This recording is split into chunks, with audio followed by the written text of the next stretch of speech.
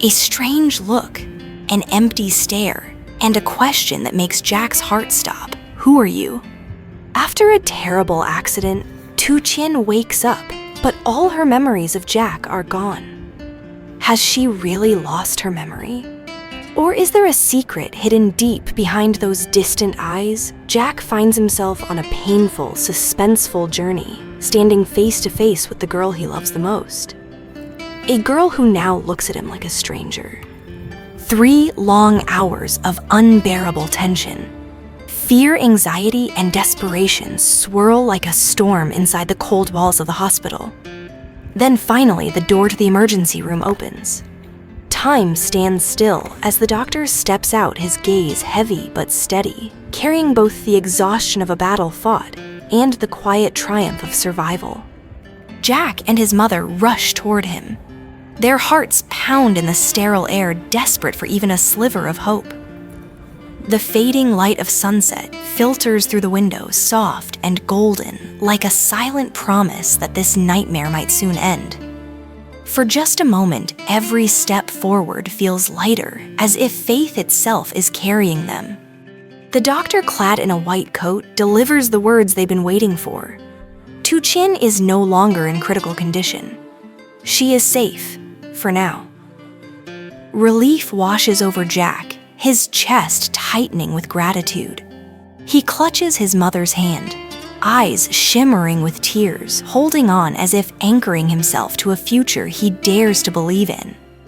Every word from the doctor isn't just medical information.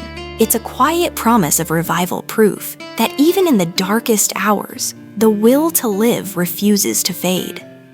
The hospital slows down the world, narrowing to this sacred space where life and death had collided just moments ago. Behind every door are stories of pain, sacrifice, and miracles, fragments of humanity that will never be forgotten. Jack and his mother bow their heads in silent thanks to the doctor, their gratitude deep and raw.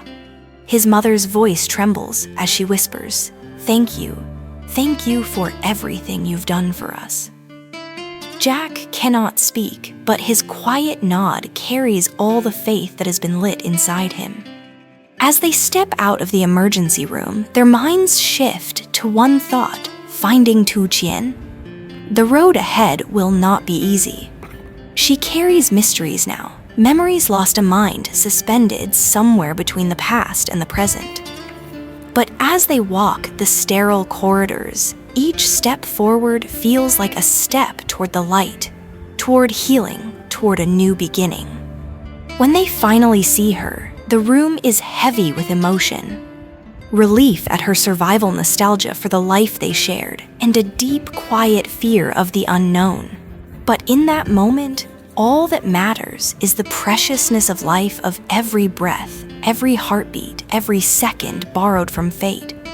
3 days pass, each one a quiet battle between faith and fear.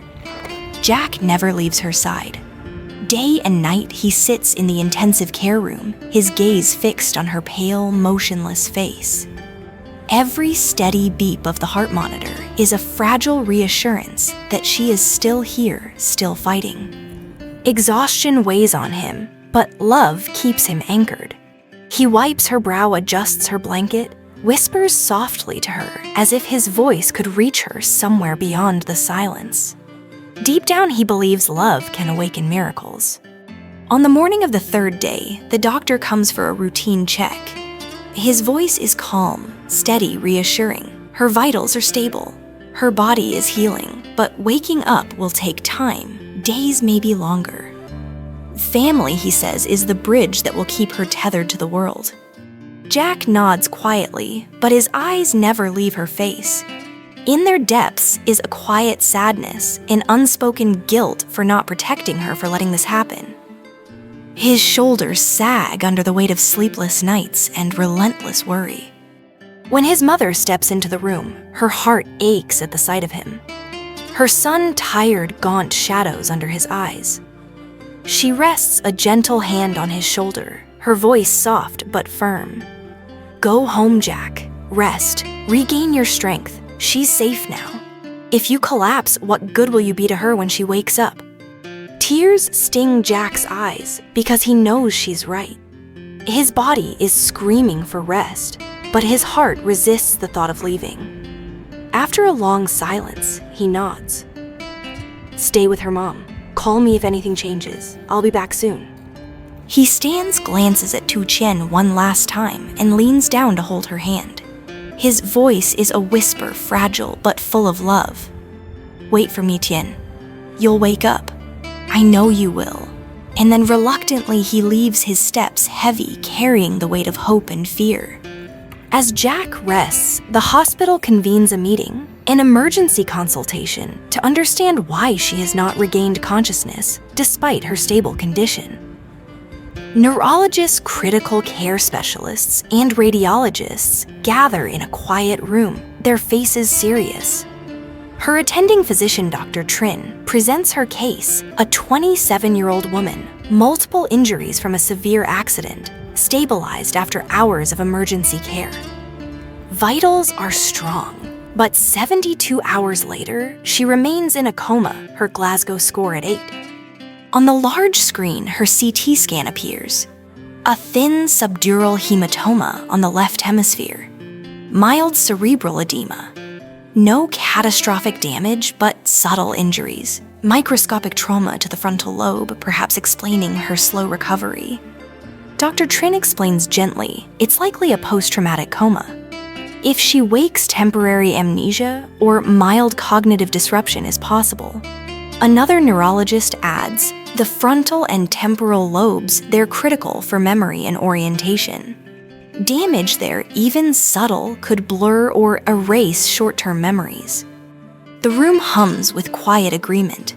Options are discussed, brain MRI for deeper imaging, gentle neural stimulation, familiar voices sounds light, anything to coax her brain to reconnect. Medication to support circulation nutrition, carefully adjusted for optimal recovery. By the end of the meeting, a plan is clear. Monitor her closely for the next 48 hours, proceed with advanced imaging, and continue supportive therapy. Outside her room, no one knows that the road ahead will be long and painful, not just for Tu Qian, but for Jack, who waits on the fragile edge of hope. When Dr. Trin finally approaches Jack's mother, his voice is calm but measured. Please call her husband. I need to speak with him directly. Minutes later, Jack is back at the hospital. His chest tightens as the doctor speaks, every word like a weight pressing down. Though she is no longer critical, the injuries to her brain may cause temporary amnesia when she wakes. She may open her eyes and not recognize him. The thought tears through him like glass. His hands tremble. His throat closes. A vision flashes her eyes blank distant, seeing him not as Jack, but as a stranger. But even in his despair, Jack steels himself. He clenches his fists, lifts his head, and whispers to himself, the most important thing now is that she wakes up. Whatever comes after, I'll face it.